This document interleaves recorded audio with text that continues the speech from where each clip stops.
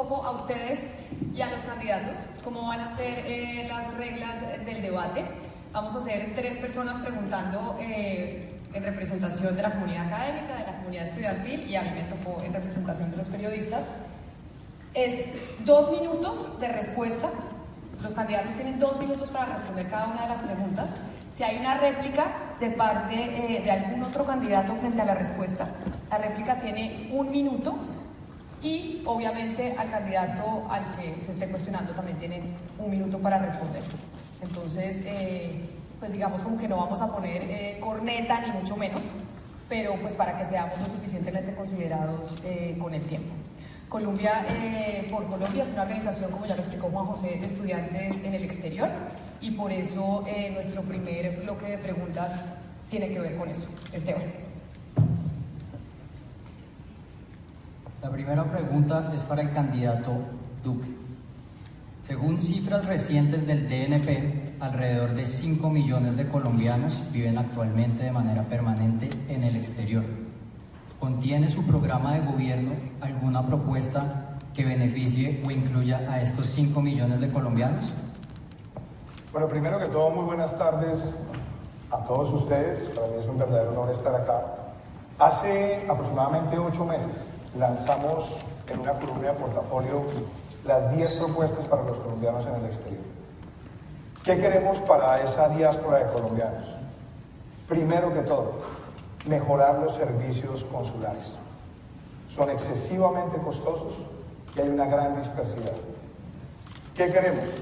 Que se agilice a través de los servicios tecnológicos la prestación de servicios y que se utilice mucho más el servicio digital. 2, que permitamos con facilidad la repatriación. 3, que permitamos la homogeneización de títulos universitarios de manera rápida. 4, que le permitamos a los colombianos en el exterior poder desarrollar los ahorros, no solamente pensionales, sino tener incentivos para invertir en el país con algunos descuentos.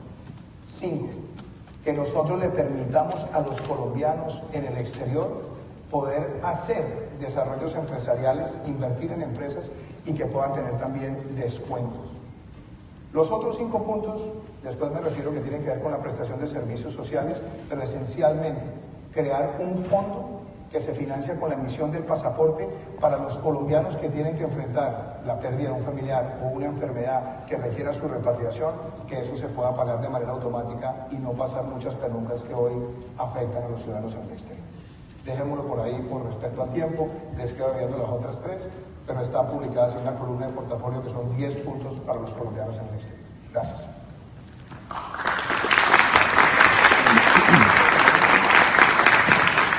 La siguiente pregunta es para el candidato Petro.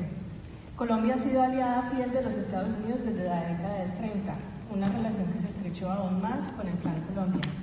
¿Cómo será la relación de Colombia con los Estados Unidos en su potencial y específicamente con el señor Trump en su potencial gobierno? Bueno, gracias.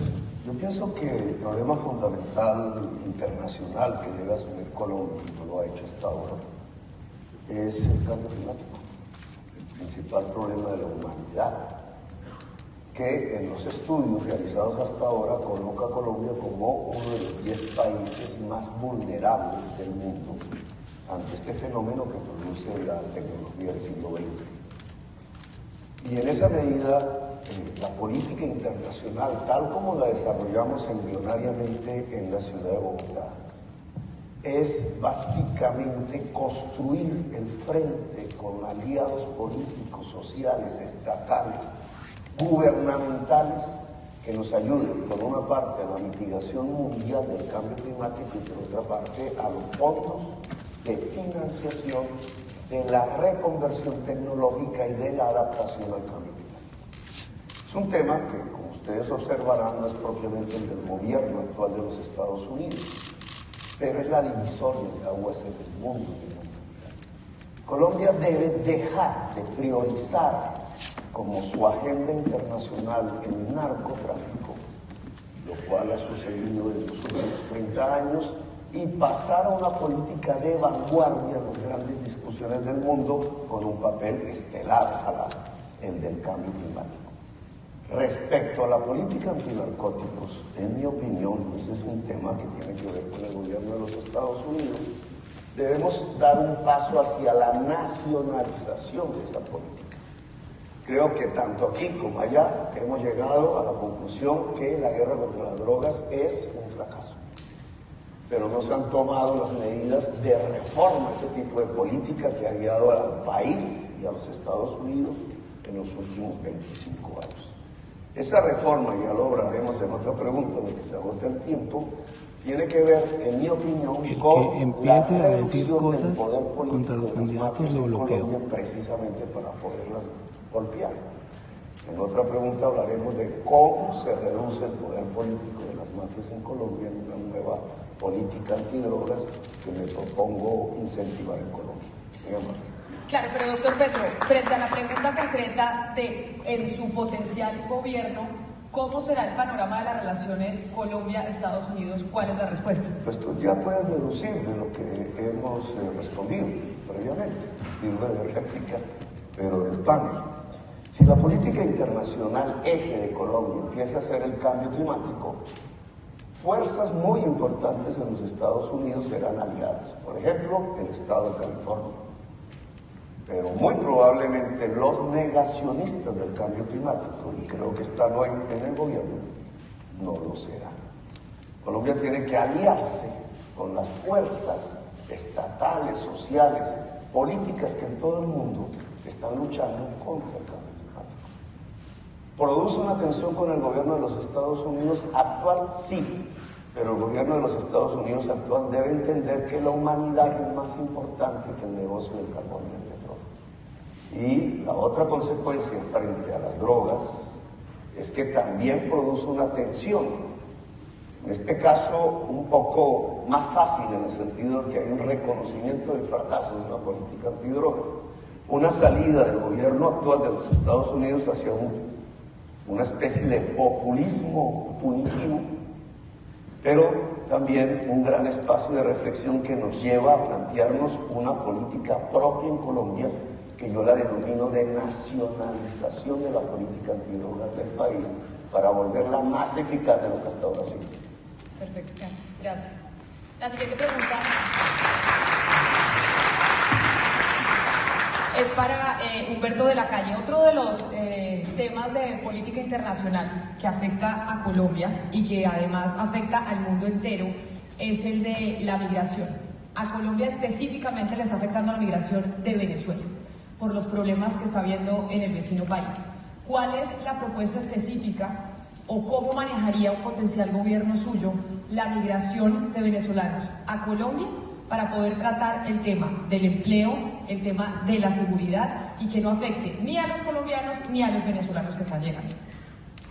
Bueno, mil gracias a Juan José, a Colombia por Colombia, a Camila, a nuestros queridos panelistas. Voy a tomarme 10 segundos para anunciar que con la doctora Van den Ende he dejado aquí el cúmulo de nuestras propuestas que han sido presentadas a través de la campaña, que van desde una sociedad sin corrupción, competitividad, medio ambiente, para crear salud, en fin, yo creo que algunas de estas van a ser objeto seguramente de las preguntas que van a aparecer, y entonces pueden decir cosas de cualquier candidato buenas, si dicen insultos los bloqueo.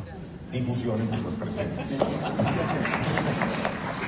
Estamos sufriendo en Colombia un flujo migratorio extraordinario proveniente de Venezuela, y eso ha generado problemas de distinta naturaleza. Mi primer enfoque tiene que ser un enfoque lejano de la xenofobia. No podemos caer en la enfermedad mundial de la xenofobia. Tenemos unas obligaciones humanitarias, de la misma manera que los venezolanos, que los colombianos fuimos a Venezuela y fuimos bien recibidos allá en algún momento. Me parece que debemos obrar con igual reciprocidad. Salir en una cruzada a combatir la presencia de venezolanos en Colombia tiene una serie de implicaciones, no solo xenófobas, sino que genera un entorno discriminatorio contra las minorías, contra lo que es distinto, algo que ya empieza a aparecer en Colombia de manera preocupante. Segundo, lo que sí es necesario es apelar más y más intensamente a mecanismos de carácter internacional, Naciones Unidas, ONGs internacionales, porque Colombia brindará y seguirá brindando la primera atención humanitaria, pero el fenómeno tiene ya dimensiones internacionales y por lo tanto Colombia y el gobierno colombiano debe ser más activo para acudir a ese tipo de organizaciones. Pero en general, en el tema de la migración, me parece que debiéramos ser un poco más abiertos. Colombia ha sido extraordinariamente cerrado desde hace 2 siglos a la migración y creo que eso nos ha afectado. Y además, en este caso particular de Venezuela, seguramente habrá oportunidad de volver sobre ella, lo que está ocurriendo en Colombia es algo extraordinariamente grave. Nunca habíamos usado la política exterior para fines de política interna, nunca. Colombia siempre había tenido una política exterior que conjugaba todas las fuerzas políticas. Es la primera vez que rompemos esa tradición. Y me parece que eso va a tener consecuencias en el futuro y es un error. Pero en segundo lugar, respecto de Venezuela, hay que obviamente condenar el gobierno de Maduro. Maduro es un dictador, viola la Carta Democrática Interamericana. Yo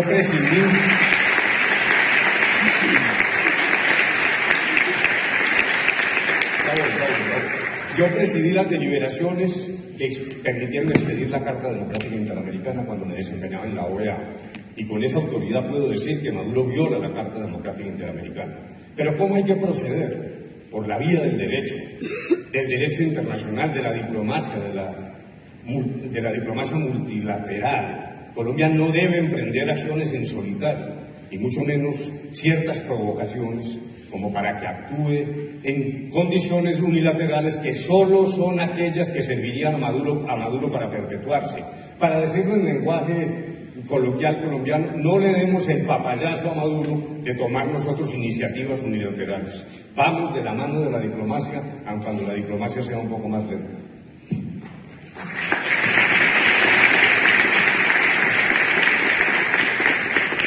Siguiente pregunta, volvemos al candidato Duque. La principal fuente de información de nosotros los colombianos que vivimos en el exterior es la prensa. Por lo tanto, la libertad de prensa es fundamental para nosotros. Es uno de los pilares que defiende esta universidad y además creemos que es fundamental para una democracia.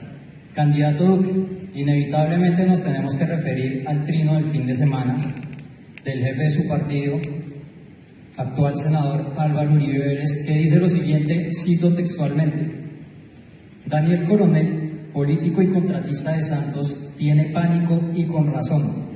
Un gobierno de Iván Duque manejará con transparencia las concesiones de televisión. Nuestra pregunta es, ¿su gobierno de oposición tendrá entre la libertad de expresión, libertad de prensa y acceso a la información? Muchas gracias por la pregunta. Y hace 8 días, a raíz de las inquietudes que tenían muchas personas, me aproximaron y me preguntaron cuál es mi opinión. ¿Yo qué dije? Lo que he dicho siempre frente a la libertad de prensa. He sido, soy y seré un defensor de la libertad de prensa porque para mí es un pilar de cualquier democracia. Donde no hay libertad de prensa, se arruina la democracia. Y también dije que cualquier persona que tenga cualquier concesión y la esté adelantando conforme a la ley, no tendrá nada que temerle a un gobierno mío.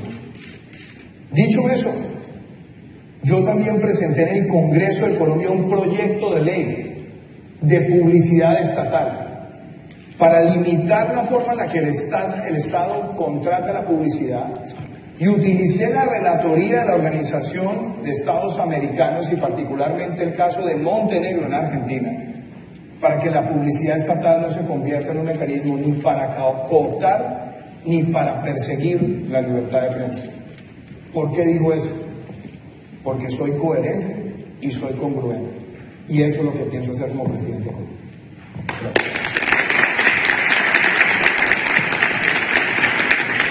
¿Qué me replica el doctor Humberto de la Calle? Sí, dijéramos que la respuesta es impecable, pero quedó ahí un elemento suelto.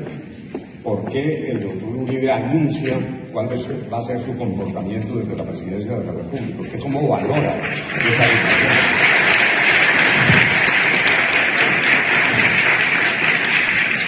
Veo que el doctor Humberto debiera al enganche personal, pero yo no le voy a caer en eso, Humberto. Yo no soy intérprete de trinos, y así lo digo. Yo soy candidato a la presidencia y como candidato a la presidencia le contesto a usted mirándolo a los ojos. No voy a afectar la libertad de prensa. Usted me conoce hace mucho tiempo y sabe que he denunciado la dictadura de Nicolás Maduro y por eso lo llevé a la Corte Penal Internacional con la firma de 76 senadores de Colombia y 50 de Chile, aludiendo como una de las graves violaciones el haber desmantelado la libertad de prensa. Entonces creo que cuando estamos en la tarea política, la congruencia y la coherencia es lo que habla por nosotros. Y por eso no me refiero a temas personales, le hablo como lo que quiero ser, presidente de Colombia y como defensor de la libertad de prensa, como uno de los pilares de la democracia.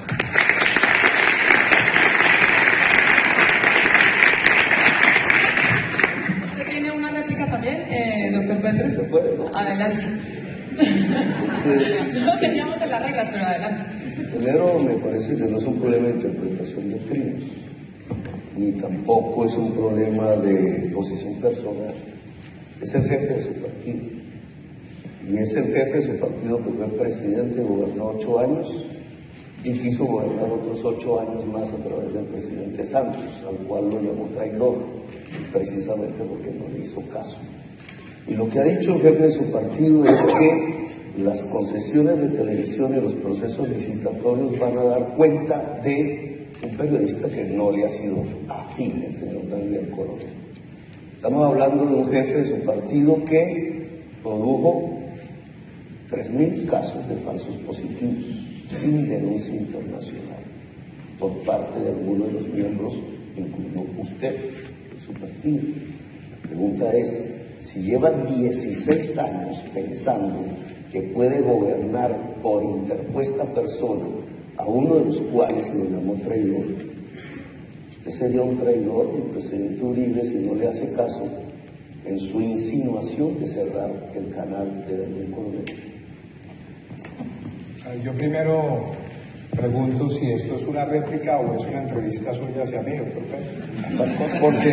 Porque no veo el fundamento de la cosa. Yo le contesto. Primero que todo, yo siempre he sido un defensor de la legalidad. Yo nunca he creído que las armas sean un mecanismo de ningún tipo de expresión política. Usted no. Usted en algunos momentos de su vida pensó que la violencia era un mecanismo de expresión política y además intentaron acallar no solamente voces de ciudadanos, sino de ciudadanos indefensos y desarmados para defender sus ideas.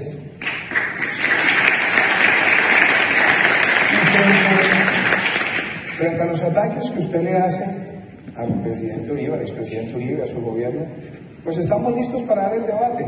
Y le voy a decir mi postura. Todo aquel que estando en las fuerzas militares haya deshonrado el uniforme y que haya deshonrado la responsabilidad de las Fuerzas Armadas, la constitucional, de proteger la vida, honra y bienes de los colombianos, merece una sanción severa, no canonjías, sino indulgencias. Y también le digo lo siguiente, cualquier aproximación que usted quiera hacer sobre los falsos positivos, miremosla con evidencia, miremosla con la purga que se hizo en la fuerza pública, miremosla con las investigaciones que se adelantaron y no tratemos de simplemente atacar al presidente Uribe para ganarse aplausos o ataques en un debate. Fijemos lo que queremos para Colombia y es que cualquier persona que porte el uniforme de la patria tenga que comportarse con respeto y respeto a los derechos humanos.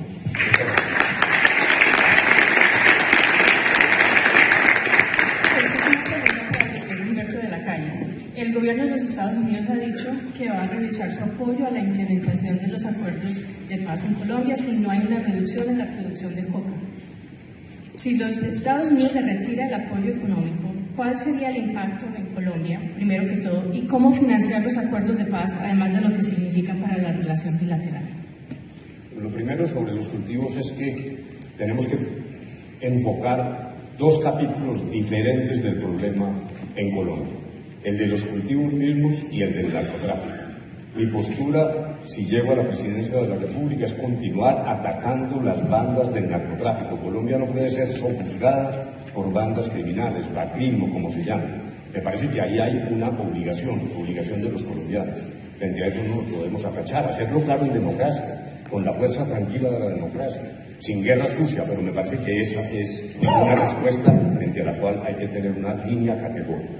El tema de los cultivos tiene ciertas características diferentes, porque ahí hay envuelto un problema de desarrollo agrario. Muy buena parte de esas comunidades viven de la coca sencillamente por razones de carácter económico.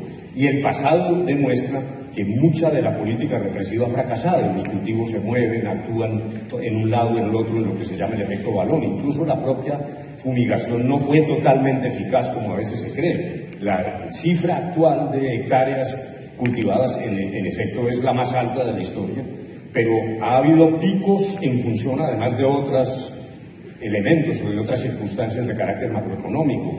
La devaluación del peso ha influido en la recuperación del cultivo de la coca, la baja internacional del precio del oro ha desplazado personas que se habían ido a la minería ilegal y han regresado a la coca. Luego me parece que lo primero es que eso no se puede simplificar. Frente a los Estados Unidos, nosotros lo que tenemos que sostener es esa posición. Yo particularmente soy amigo de la sustitución voluntaria como primer paso, no como único paso. En las comunidades donde no haya ambiente para la sustitución voluntaria hay que hacer erradicación forzada, preponderantemente manual. A propósito de lo cual aprovecho para decir que entre las múltiples falsedades que se tejieron sobre el acuerdo del Teatro Colón se dijo que nosotros habíamos entregado la fumigación en beneficio de las FARC. Falso, basta leer. Es un problema de simple lectura. El tercer párrafo del acuerdo en esta materia lo que dice es que el Estado, por boca nuestra, se reservó la posibilidad de continuar fumigando allí donde las circunstancias lo indicaran. Las decisiones que tomó Colombia a instancias particularmente de sus propias cortes internas no tienen nada que ver con lo que se negoció en La Habana.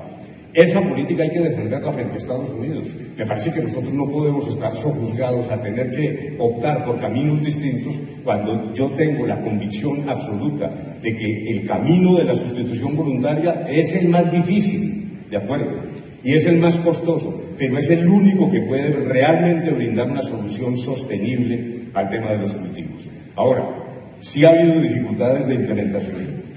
Al gobierno le ha quedado grande la implementación en lo logístico, en la llegada al territorio con las soluciones. También ha habido deficiencias por fuerza de los opositores al acuerdo, que particularmente en lo que tiene que ver con los desarrollos legales, pues han hecho prácticamente una tarea de filibusterismo para impedir que esas decisiones se tomaran a tiempo.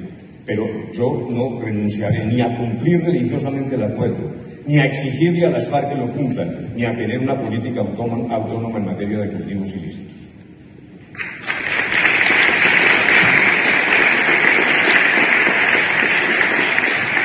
Esta pregunta es para el candidato Duque.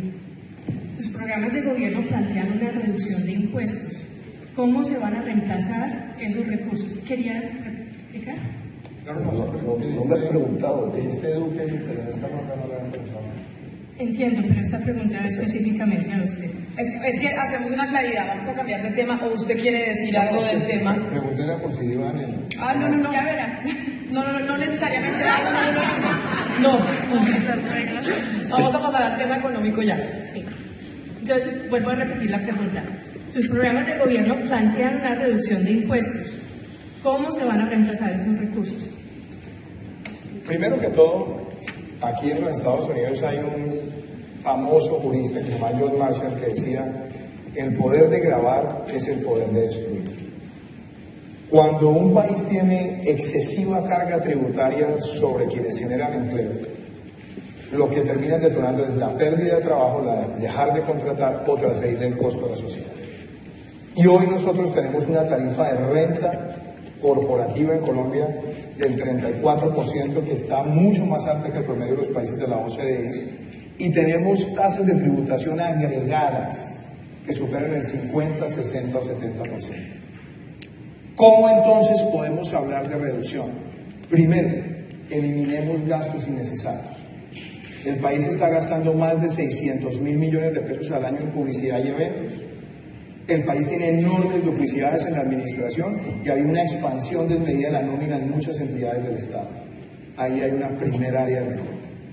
La segunda, una reforma a la administración pública que nos genere ahorros, eficiencias, usos de tecnología en los próximos 4 años que nos lleven un ahorro del 5% por año. Y tercero, una meta de reducir la evasión de los impuestos de renta y de IVA que superan los 40 billones de pesos al año, que perfectamente se podría reducir en un 50% en los próximos 4 años con una meta anual del 12.5 y estaríamos generando ahorros de más de 30 billones de pesos. Ahora, ¿cómo se aplica eso a la reducción de tarifas? Un punto del impuesto de renta vale 1 billón de pesos y un punto del IVA vale 2.7 billones de pesos. Ahí es donde liberamos los recursos para buscar la combinación, indicar y reactivar la inversión, reactivar la contratación y mejorar el ingreso de los trabajadores por la vía de la inversión. Esa es la combinación de herramientas sobre la cual se sustenta la reducción de impuestos que le estoy proponiendo a los colombianos.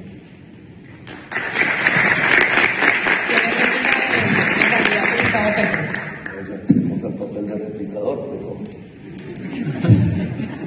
pero es lo siguiente. Si yo encuentro 600.000 millones de pesos de gasto suntuario en publicidad, no lo recorto. Lo tengo que llevar a donde hace falta el gasto público. Por ejemplo, el sistema de universidad pública que debe ser o tender a ser gratuita. Lo que Colombia necesita más gasto en educación. Así que toda posibilidad de recortes de gastos no necesarios tienen que ir a financiar los gastos absolutamente necesarios, que es la salud, la innovación tecnológica, la educación general. Luego, por el lado de recortar gastos, no se encuentra un espacio financiero en Colombia. Lo que hace la propuesta de reducción de impuestos realmente populista. Y lo explico. En los últimos 30 años, las facciones más reaccionarias de la política mundial le han pedido a su sociedad de reducir los impuestos de las capas más ricas de su sociedad. El resultado de esa política de los últimos 30 años no es que creció el empleo, no es que crecieron los salarios reales en el mundo, al contrario, los salarios reales se desplomaron porque ante la caída del gasto en salud y educación, lo que pierde es la productividad de la economía y al caer la productividad de la economía, caen los salarios y los ingresos reales. Lo que sí se produjo en el mundo, y ese es el libro de Tomás Piketty, y se produjo profundamente en Colombia, es un incremento pavoroso y agresivo de la desigualdad social. Cuando se reducen los impuestos de las capas más importantes en capital de una sociedad y una economía, los que terminan pagando son las clases medias y las trabajadoras a través de la caída de su ingreso real. Ergo, la propuesta lo que termina produciendo es un crecimiento de la desigualdad social en Colombia, cuando Colombia ya es el tercer país más desigual del mundo.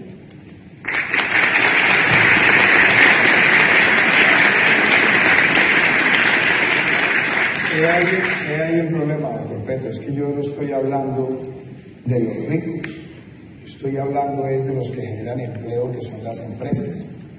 En Colombia hay 22 millones de personas ocupadas que contestan la pregunta del DANE: ¿ha trabajado usted al menos 1 hora con o sin remuneración durante la última semana?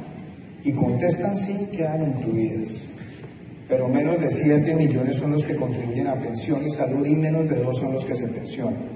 Una gran informalidad. Si queremos resolver los problemas sociales de Colombia, se necesita es formalización laboral.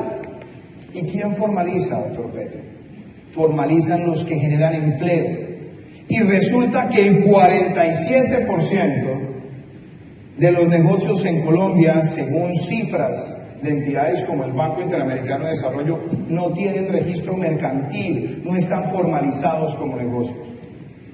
Luego, muchos no se formalizan por la excesiva carga tributaria, por la mala distribución de la carga tributaria, por la enorme dispersión de impuestos.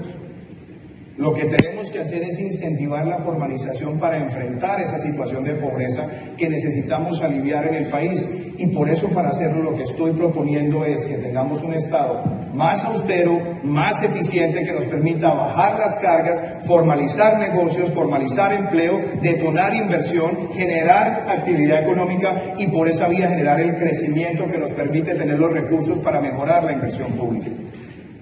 Esa es la lógica que hay detrás de esto. No destruir a quien genera empleo, porque ese tipo de estigmatizaciones lo único que nos terminan es llevando a replicar el errático modelo de Venezuela que usted tanto predica.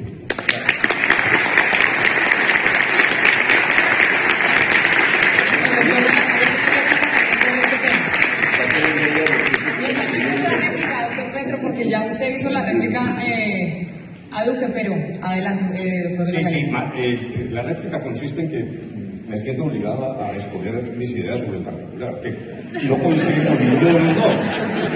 Entonces dijéramos, si yo parto de la base de que la empresa es la gran generadora de riqueza. Las empresas realmente no son ricas y pobres, son instrumentos de creación de valor. Y en ese sentido sí parto de la base de que la empresa, y particularmente la pequeña empresa en Colombia, está agobiada por una carga impositiva exagerada. Luego, estoy de acuerdo con continuar una senda declinante, suavemente declinante, con responsabilidad frente al impuesto corporativo de renta. Ahí estoy de acuerdo. Y en segundo lugar, también no estoy en que el gran problema de Colombia estructural es la informalidad. Informalidad a la cual contribuye el Estado. En Colombia se dictan 2 decretos y 11 resoluciones diarias. Es realmente imposible para un ciudadano, y menos para un pequeño empresario, cumplir la multiplicidad de exigencias que han conducido a muy buena parte de la economía a la informalidad. Hay una invitación a la informalidad que se origina en el propio Estado ineficiente. Con lo que no estoy de acuerdo con el doctor Duque es que me parece que la respuesta para tapar el hueco fiscal es insuficiente. No basta con trabajar en el gasto. La Comisión de Gasto ha propuesto unas ideas y ese es un tema bastante inflexible. En segundo lugar, estoy de acuerdo con Petro en el sentido de que el problema no es solo reducir el gasto, sino reconducirlo, y mi lema es primero los pobres. En tercer lugar, ¿de dónde entonces, cómo tapamos el hueco? Primero, examinando la multiplicidad de exenciones, de ventajas tributarias que concedió el gobierno anterior. Si uno mira lo que hay allí, hay alrededor de 107 millones de pesos que usted puede recuperar, dejando solo las exenciones verdaderamente productivas. En segundo lugar, lucha contra la evasión, sí, contra la corrupción además. Cada acto de corrupción cuesta 2 reformas tributarias. Pero además también para los muy ricos, y voy a decir esto cuando los asesores le digan a uno que no lo diga y le aconsejen que sea más prudente, los muy ricos en Colombia tienen que hacer un esfuerzo solidario. Colombia es una empresa de todos y no vamos a ser capaces de vencer la inequidad profunda de la sociedad colombiana si no logramos tarifas más progresivas para ese percentil final de los verdaderamente ricos en Colombia que tienen que ayudarnos a todos. Y eso significa también ampliar la base tributaria. Colombia es una empresa de todos los colombianos.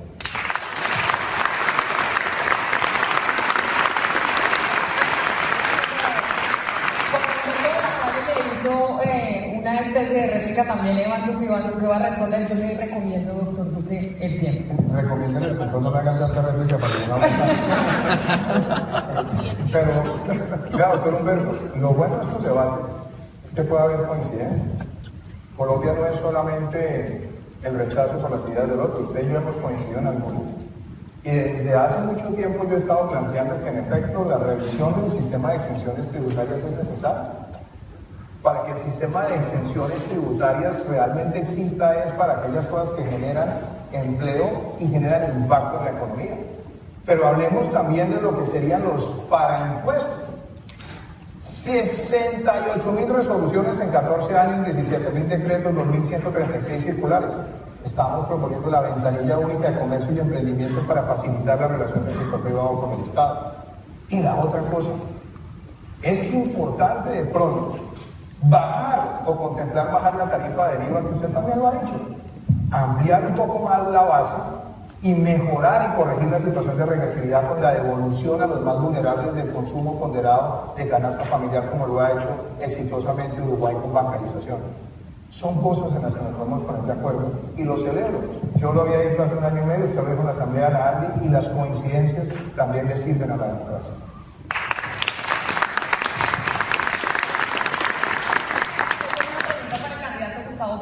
tiene que ver con el sistema pensional, porque en el presupuesto de la Nación todos los años se gira al sistema pensional 39 billones de pesos, lo que representa un 3.8% del Producto Interno Bruto del país.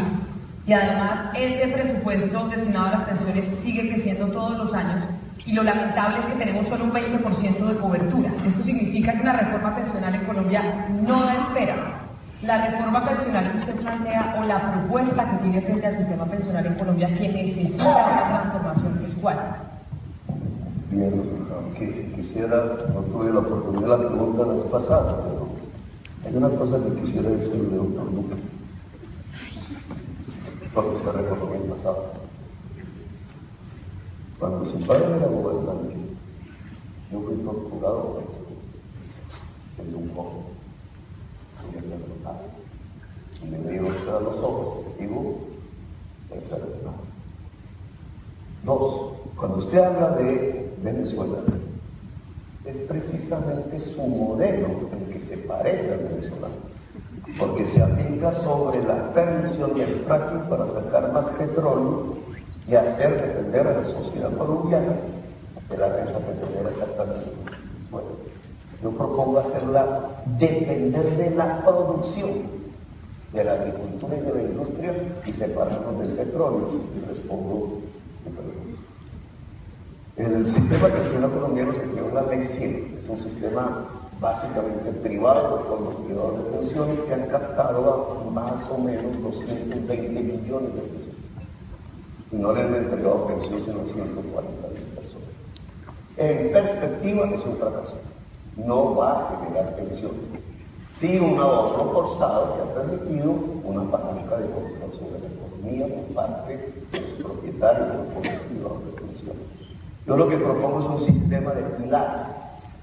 Un primer pilar de reparto simple, es decir, no de ahorro individual en cada cuenta, sino de cotizaciones que se pagan inmediatamente en forma de pensión a quienes en ese momento tengan derecho a la pensión. Ese sistema debe ser universal, aplicarse a todo trabajador o trabajadora de Colombia con financiación estatal que permita ampliar la cobertura en el pago de pensiones a la población que hoy, teniendo la edad, no tiene pensión. Y un segundo pilar que es voluntario, que dependiendo de la magnitud del salario y después de pagar el primer pilar, cualquier persona tenga la libertad, si es de altos salarios, de apostar en un fondo privado de pensiones para una pensión voluntaria después del primer pilar. En esa medida lo que me propongo es, tanto en salud, que será otra pregunta, como en pensiones, reformar la ley 100 en función de restringir el sistema de cuota de ahorro pensional individual y pasar a un sistema de primer pilar de reparto simple, tal como existe en Uruguay, en Venezuela, que está dando pensión al pueblo uruguayo.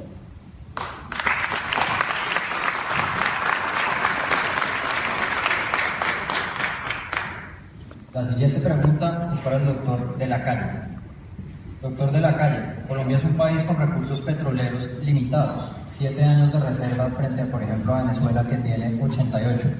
¿Cree usted que una expansión o inversión continua en esta área de la economía es sostenible? Y una segunda pregunta, ¿cuál cree usted que debe ser el motor de la economía de la Colombia del 2030 y cómo hará su gobierno para trazar el camino para llegar allí? Bueno, sobre el primer punto, el tema de la minería es crítico por los recursos. En primer lugar, por el impacto fiscal que tiene. En efecto, muy buena parte de la fiscalidad depende de estos ingresos. Pero en segundo lugar, porque entra en contraposición, lo dijo Petro, con el problema de un modelo de preservación del medio ambiente. Lo que está ocurriendo en Colombia pues es una afectación profunda de la casa común, como le llamó el Papa Francisco, que me parece que es la mejor descripción de la obligación que tenemos de cuidar el ambiente para nosotros, para nuestros hijos, pero también para el planeta. Lo que está pasando con la industria extractiva es un tema mundial que implica entonces cambios en nuestro modelo económico. Pero allí hay que separar fenómenos distintos. Una cosa es el petróleo y otra la minería de metales. La minería de metales no es fuente excesiva de recursos, es una fuente de recursos, pero no es crucial para el fisco colombiano y en cambio su efecto es extraordinariamente nocivo. Hay quienes nos dicen, bueno, pero en Chile y en Perú hacen minería de metales sin problema. No, minería de metales en un ecosistema frágil tropical puede ser realmente un desastre. Allí me parece que hay que actuar mucho más rápido, solo preservando la minería artesanal ancestral. Hay que mover el minero artesanal a formas de explotación amigables con la naturaleza, por ejemplo, los tratados que se han suscrito para la utilización, para la no utilización del mercurio. El tema del petróleo es distinto en ambos lados.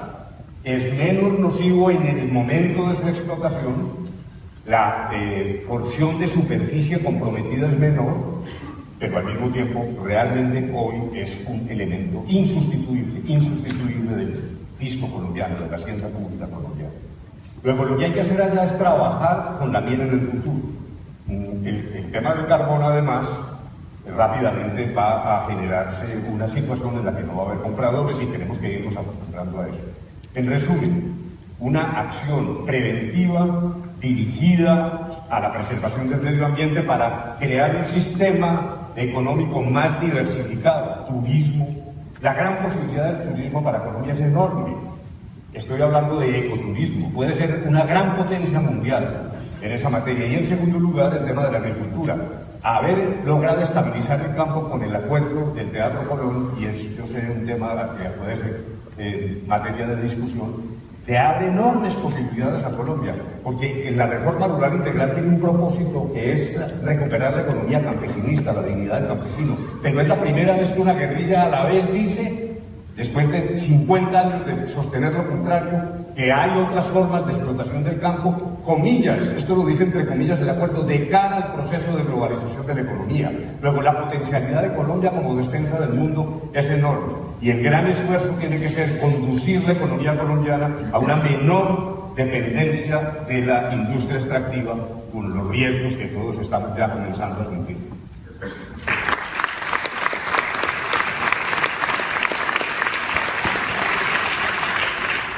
Seguimos perfectamente con una pregunta que se refiere a este tema. Esta para el doctor Duque.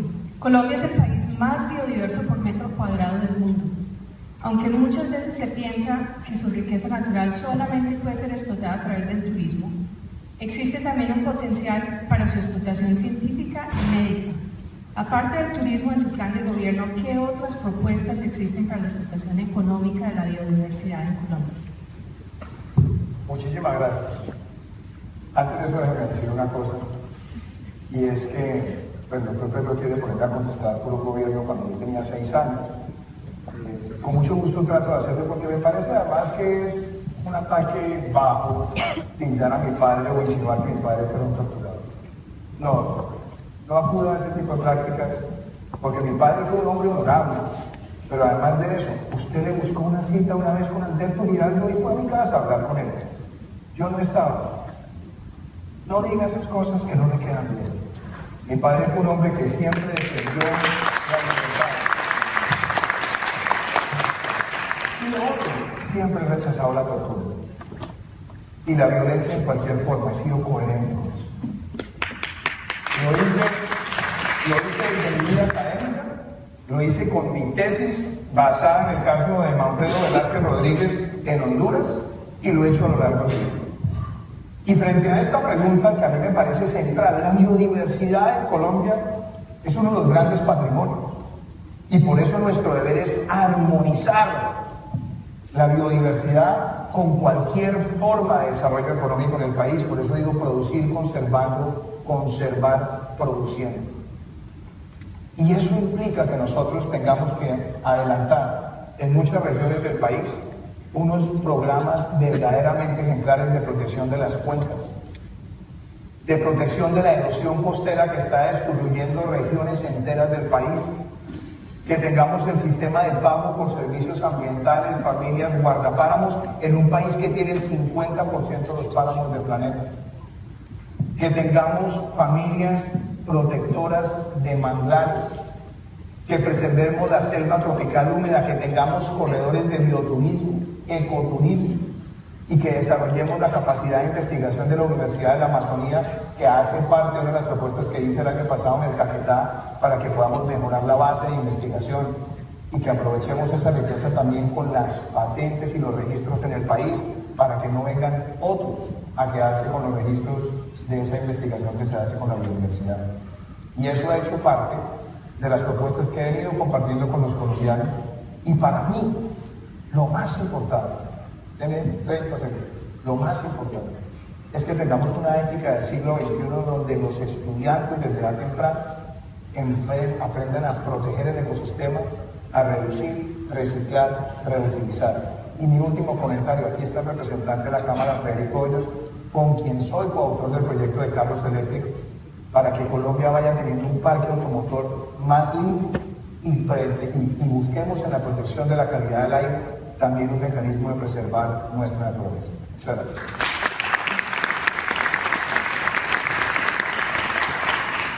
Pasamos al tema de política pública. La primera pregunta es para los tres candidatos. Tienen la oportunidad de responder los tres candidatos. Hasta hace 2 semanas las selvas de Guaviare estaban ardiendo. Hoy la quebrada La Lizama no es una quebrada, sino un oleoducto debido a un derrame de crudo de un pozo que lleva el mismo nombre, un sector cerca de Barranca Bermeja. La minería ilegal, está no solo envenenando, sino secando los ríos de Colombia. El presidente Santos dice que una de sus deudas pendientes es la reforestación.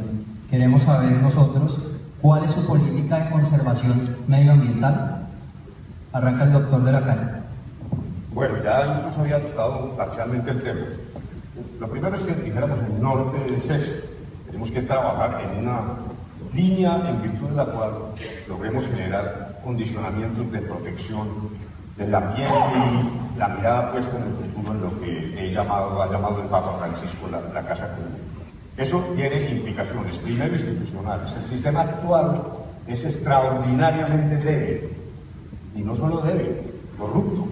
Lo que está pasando con las CAR es que son una mata de corrupción. La utilización de los POTs en los municipios se ha vuelto una fuente de enriquecimiento ilegítimo. Y eso ocurre en otras esferas de la vida nacional, no solo en los temas de ambiente. Pero allí hace crisis, como ustedes lo han descrito de la peor manera. En segundo lugar, hay un elemento cultural. Yo tengo que celebrar que algo ha cambiado Colombia. En mi infancia tengo que confesar 2 cosas. Yo nací en un pueblito que se llama Manzanares, por allá remoto. Luego salimos por fuerza de la violencia, lamentable decirlo, no se trata de volver al pasado. Estudié en una universidad pública, mi madre era una profesora, trabajaba y vivíamos en un barrio de lo que se llamaba el Instituto de Crédito Territorial, un barrio del gobierno, de clase media. Yo realmente me he hecho a pulso y excusen de que haga esa confesión, y no tengo abolengo ni nada que se me parezca. Pero en esa época yo tengo el recuerdo de los niños con caucheros matando pajaritos y les parecía que eso era muy gracioso. Y en Navidad incluso íbamos a traer musgo para hacer los pesebres, lo cual hoy es un crimen ecológico. Luego sí ha cambiado, particularmente los jóvenes. Por eso yo defiendo las causas animalistas.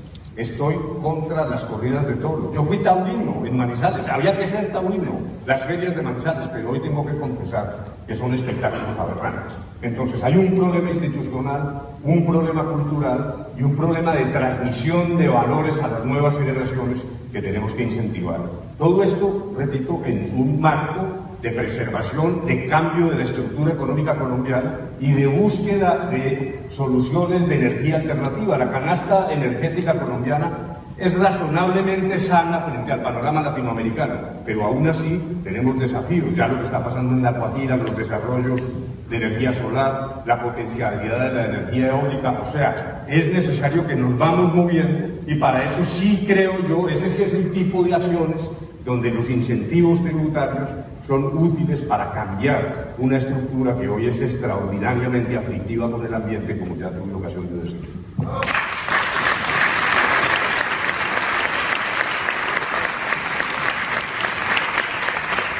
Candidato Petro, su turno para responder esa pregunta. Pues ahora concluyen básicamente 2 grandes temas en Colombia. Uno, como lo había anunciado al principio, el cambio climático, que nos lleva a una separación gradual, pero firme, del petróleo y del carbón. Y por tanto, de dejar de usar como prioridad las aguas en la extracción del petróleo y del carbón, como está ahora haciendo. Y en segundo lugar, el tema de la paz, de la posibilidad de construir una era de paz que nos obliga también a tratar de construir una sociedad más igualitaria, más equitativa. Ambos temas nos remiten a un proyecto económico diferente. Un proyecto económico que tiene que centrarse en la producción y no en la extracción. Por tanto, todo el sistema impositivo, por ejemplo, no debe premiar la extracción como hoy está haciendo con el carbón, o en el caso de los campos, con el gran latifundio improductivo sobre tierras fértiles, sino premiar la producción. Y tiene que ver este tema con el medio ambiente en varios sentidos. La economía productiva del siglo XXI necesita, uno, energías limpias. En nuestro caso es el agua, es el sol, que no se utiliza en Colombia, y el viento, en el caso de la Guajira.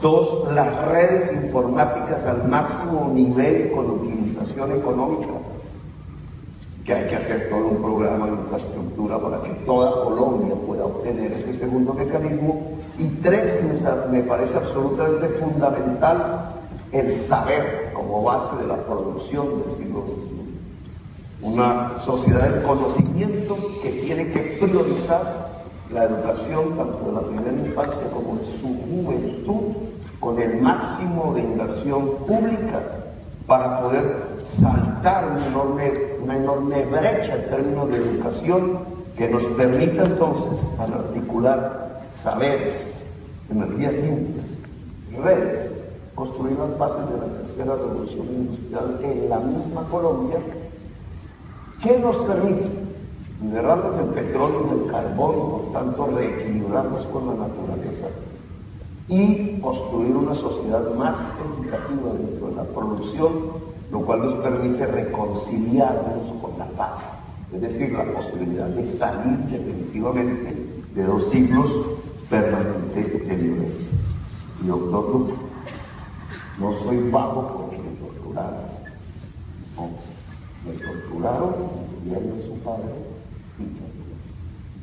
Usted trajo a colación aquí mi pasado y pensó que yo había entrado a la violencia porque sí. No, nos llevaron a la violencia. Gobiernos como ese, a cual hay que perdonar, pero hay que evaluar históricamente. 2, usted dice que tenía 6 años, bien, en esa época, pero no tenía 6 años cuando su jefe político, el señor Uribe, dijo que iba a censurar al presidente Daniel Ortega y usted responde como si tuviera los 6 años. Es que me interpreto triste. Y 3, usted niega el falso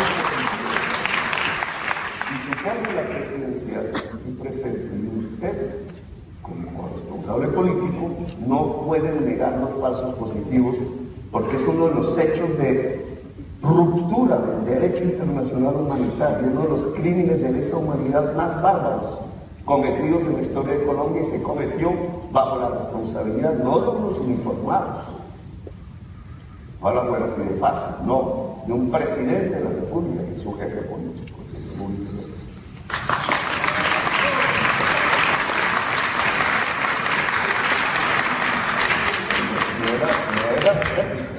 No, muy fácil. Las reglas del juego están un poco variadas. Esta pregunta es para los 3. Los 3 van a responder la pregunta que se hizo sobre la política medioambiental. Yo le contesto eso, pero claro, como hay una alusión directa, también déjenme la contestar, porque usted persiste en el ataque personal. Veo que esta va a ser la forma en la que usted quiere conducir el debate electoral. Y de nuevo se lo digo, usted empezó, de nuevo se lo digo, usted dice en el gobierno de su padre. No le queda bien decir eso, doctor Petro. Y le voy a contar una anécdota. Su compañero en el grupo armado al cual usted perteneció, Israel Santamaría, fue compañero de mi padre en la universidad. Israel Santamaría, en el camino equivocado de las armas, murió.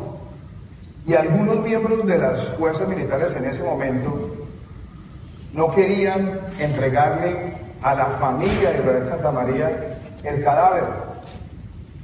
quien, con el dolor de haber sido su compañero en la universidad y haber visto el camino equivocado, defendió ese derecho y además se opuso y denunció actos de violencia con miembros de las fuerzas militares, fue mi padre. Si usted quiere hablar del pasado de mi padre, lo hago, porque yo el nombre de mi padre lo llevo con la frente en alto.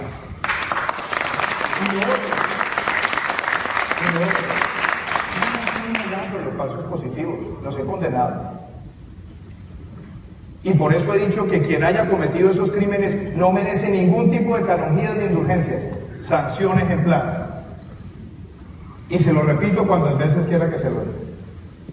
Y frente a los temas ambientales, que es el motivo de la pregunta, yo sí quiero decirles lo que yo espero para Colombia en los próximos 4 años. Primero, ratificar y cumplir el convenio de Minamata para que Colombia sea un país libre de mercurio en el año 2020. Segundo, que la minería ilegal de oro la podamos acabar en cualquier forma de minería ilegal, pero en la de oro hay que volver a la compra directa por el Banco de la República para que no siga existiendo esa ventanilla subrepticia sobre la cual se está moviendo esa criminalidad en la minería de oro. Tercero, nosotros necesitamos un programa de formalización minera, porque hay muchos mineros artesanales y pequeños mineros que no tienen las mejores prácticas. Hay que cooperativizarlos y en algunos casos sacarlos de esa minería donde está produciendo daño ambiental y hacerlo sobre la base de que esa cooperativa pueda tener una integración con las mejores prácticas sociales y ambientales y donde no corresponda el pago por servicios ambientales. Y lo que tiene que ver con los sistemas de manejo de cuencas hidrográficas comprometidas o afectadas por la minería, lo que necesitamos es despolitizar las corporaciones autónomas regionales y garantizar que cumplan su mandato legal para ser verdaderas autoridades ambientales. Yo vengo defendiendo el tema ambiental desde hace mucho tiempo, desde cuando estaba en el Banco Interamericano de Desarrollo, y además he promovido nuevos sectores de la economía, como la economía creativa, como la economía de servicios, como la agroindustria, porque Colombia no puede depender exclusivamente en petróleo, estoy de acuerdo. Y además también he dicho, no se hará fracking, además donde se estén comprometiendo los acuíferos subterráneos y los ecosistemas diversos. Y también le digo una cosa, dame 10 segunditos. Si nosotros queremos avanzar en la protección ambiental del país, nosotros tenemos que ir diversificando mucho más nuestra matriz energética y apostarle a las renovables. Y por eso me he trazado una meta. En los próximos 4 años vamos a tener un piso de pasar de menos de 40 megas en renovables a un piso de 300 y un potencial que quisiéramos desarrollar de 1.500 megas, que es la más grande transformación energética a la que pueda aspirar Colombia en los próximos años. Muchísimas gracias.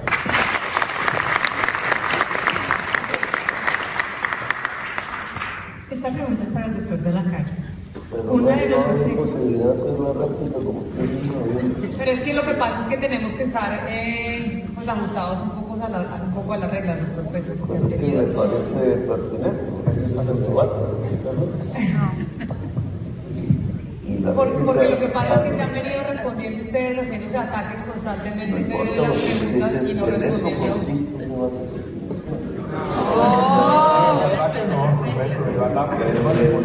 La discusión de la política pública, porque esa es mi réplica. Cuando uno habla de fracking y dice, pero no en donde estén sistemas biodiversos o hayan aguas subterráneas, es lo que es decir, lo demás sí. O cuando uno habla de el glifosato, que no se mencionó en este momento, pero lo traigo a puesto, es decir, de volver a la política de fumigación aérea con glifosato, está ocasionando en ambos casos, uno respecto a la hoja de coca y otro respecto a la explotación de carbón y petróleo, un envenenamiento del territorio mucho peor que incluso el mercurio, el oro y el oro. Y prácticamente se está ante un doble discurso, porque la utilización del fracking en cualquier lugar que siempre utiliza aguas que hay que embalsar después por su contaminación y en grandes cantidades, provoca la necesidad de levantar una política que hoy es un principio mundial, que es la de la prevención de la salud pública. Es decir, por prevención de la salud humana hay que prohibir el fracking, dado su alto contenido de contaminación de aguas, que aún embalsadas como estaban en Texas, fíjese usted, el huracán combinó con más cuerpos de agua. Y en segundo lugar, si uno va a proponer la comunicación aérea del glifosato, de nuevo en Colombia, literalmente lo que está proponiendo es envenenar con químicos altamente tóxicos para la salud los cuerpos de agua de Colombia. Entonces me parece que si se quiere una política de equilibrio con la naturaleza, por lo menos con franqueza hay que decir no al fracking y no a la situación.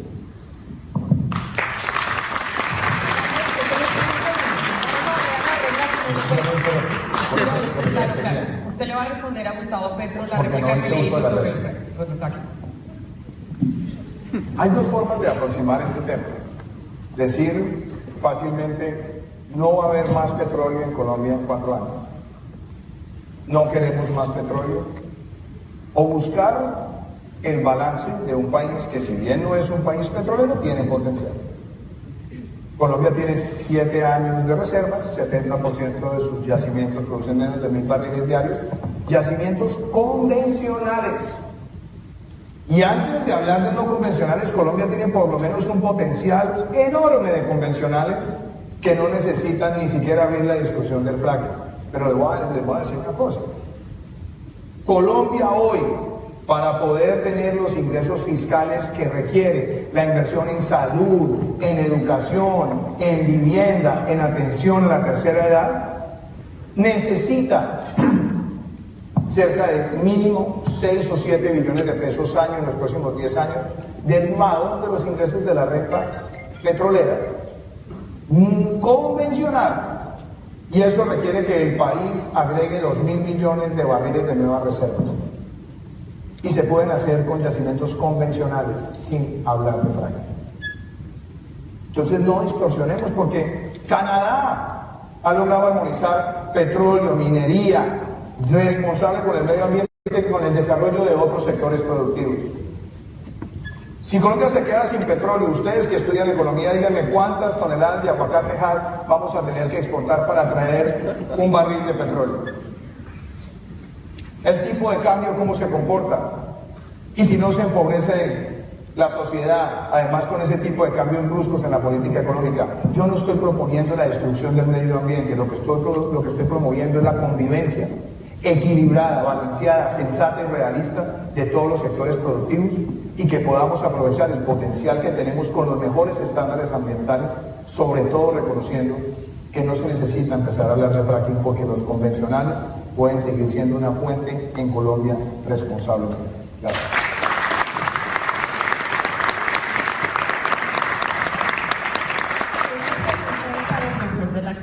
Uno de los efectos de la violencia en Colombia ha sido el rezago de la infraestructura y por lo tanto la conectividad entre las regiones. ¿Cómo lograr que la infraestructura sea una herramienta de integración nacional por una parte, y teniendo en cuenta que el desarrollo de la infraestructura tiene implicaciones medioambientales, cómo lograr un balance entre el desarrollo de esta y la conservación del medio ambiente? Sí, ha habido un despliegue muy importante en materia de infraestructura, sobre todo en las grandes vías, las 4G, etc. Eso hay que reconocerlo. Sin embargo, seguimos estando en niveles muy bajos, incluso en el escenario latinoamericano. Todavía seguimos siendo una geografía absolutamente desarticulada. Y de paso, la necesidad de integración no es solo física, no es solo un problema de vías, es también algo espiritual. Seguimos siendo una sociedad fragmentada. Cuando estábamos trabajando en la búsqueda de la paz, un presidente de un gran conglomerado financiero me dijo: usted, que era un abogado exitoso, que fue a La Habana a trabajar en ese embeleco de la paz, el embeleco de la paz. Es una palabra brutal. Pero el tema es infraestructura, pero también es, repito, reintegración de una sociedad que está convertida en una diáspora de indiferencia. Pero en segundo lugar, no basta las 4G. La reforma rural integral se basa fundamentalmente en recuperación de la economía campesina, con acceso a la tierra, 3 millones de hectáreas para ser aplicadas en 12 años, un proceso de formalización de la propiedad en 7 años, pero vías de comunicación terciarias, que son la manera como el campesino, que es productivo, pero sin embargo no tiene acceso a los mercados. Y ya lo dije y no lo voy a repetir, la reforma rural integral también prevé por fin desideologizar esta discusión, permitir otras formas de explotación agroindustrial, a ver si por fin logramos aprovechar el ímpetu de la agricultura en el crecimiento de la economía colombiana. Pero luego, además, el tema de la infraestructura tiene otras manifestaciones. No nos podemos limitar solo al tema de grandes vías, puertos. Todavía siguen siendo bastante ineficientes los procedimientos de importación más allá del éxito portuario. Lo que ocurre es que llega la mercancía a tiempo, pero gasta enorme tiempo y corrupción tratando de desembolsar la multiplicidad de aranceles que ha servido simplemente como un refugio para la corrupción. Realmente no es solo hablar de infraestructura como algo aislado, y es también fundamentalmente recordar que un elemento esencial en la educación, que es la jornada única, depende en muy buena parte de una inversión en infraestructura para poder impedir lo que está pasando ahora, que es que nuestros jóvenes salen a la 1:30 de la tarde, llegan a sus casas, los padres trabajan porque tienen que trabajar, y entonces quedan a merced del microtráfico, de la forma como se empieza a generar la violencia en Colombia. Y allí yo tengo 2 propuestas que ustedes podrán leer, porque ya no tengo tiempo, sobre el servicio social con una pequeña remuneración para volcar el ímpetu de los jóvenes en un esfuerzo de solidaridad, ayudar donde se requiere ayuda, en vez del servicio militar. Terminado el conflicto, el servicio militar no tiene sentido. Lo que necesitamos es esfuerzos profesionales.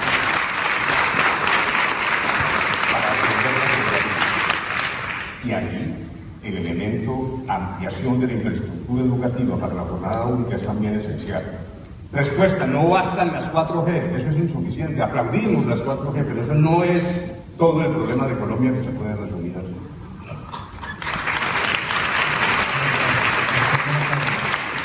La siguiente pregunta es para el candidato Duque. El acceso a la educación de alta calidad es uno de los principales motores de desarrollo económico de un país. ¿Qué políticas contiene su plan de gobierno para ampliar el acceso a la educación de alta calidad, especialmente para los sectores de bajos recursos? ¿Qué mantendría de la política actual? ¿Qué cambiaría? El acceso a la universidad es vital si queremos transformar nuestra sociedad. Y mi mayor preocupación es que de los más de 400.000, 500.000 egresados al año del bachillerato, muy pocos están llegando a la universidad. A mí me parece que tenemos que hacer algo agresivo, positivamente agresivo, para fortalecer la universidad pública. La universidad pública requiere un fortalecimiento en su administración, en su despolitización, en mejorar la acreditación de programas de alta calidad. Y tengo el anhelo de empezar un programa que nos permita llegar a la gratuidad de la educación universitaria para los muchachos de estratos 1 y 2. Y para hacerlo, uno de los elementos que queremos promover es también la educación digital. ¿Cómo? Que un porcentaje importante de los créditos en la universidad pública se dicte a través de educación virtual, de manera que podamos abrir más cupos. Y por otro lado, que podamos también profundizar la educación digital en los lugares de difícil acceso. Eso nos permite a nosotros hacer una gran revolución en materia de educación universitaria. Hay un conflicto en este momento en Colombia frente a CERTI y lo paga y la universidad pública. Los programas como CERTI y lo paga, que son subsidios a la demanda, permiten que un grupo reducido de estudiantes reciban el beneficio. No me opongo a que el programa continúe, pero no le puede quitar los recursos a la universidad pública. Yo fui el ponente de la estampilla para la Universidad Industrial de Santander, que es una universidad pública. Defendí las estampillas de la Universidad Nacional y la Universidad Distrital, y creo que nosotros no podemos llevar a que haya una confrontación.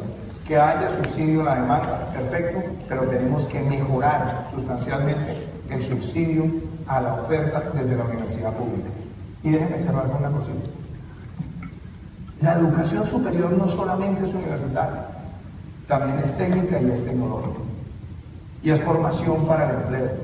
Yo quiero que los bachilleres en Colombia, en los últimos 3 años, 9º, 10º y 11, reciban esta formación para el empleo y que cuando se gradúen tengan en una mano el título de bachiller y en la otra el título de técnico para el empleo.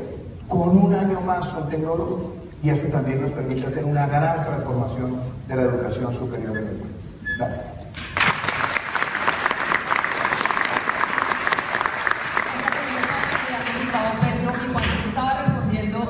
La pregunta sobre las pensiones, digo, más adelante voy a hablar del tema de salud y por eso quiero hacerle a usted directamente la pregunta sobre el sistema de salud en Colombia, que hemos venido durante años oyendo que está en crisis. Usted, si no me equivoco, ha mencionado el tema de las empresas prestadoras de salud, de las EPS, como siendo uno de los problemas fundamentales que podríamos tener en el sistema de salud en Colombia.